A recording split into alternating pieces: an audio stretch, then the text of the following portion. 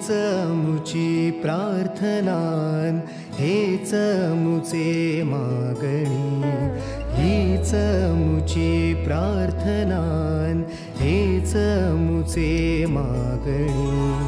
माणसाने माणसाशी माणसा समवागणे,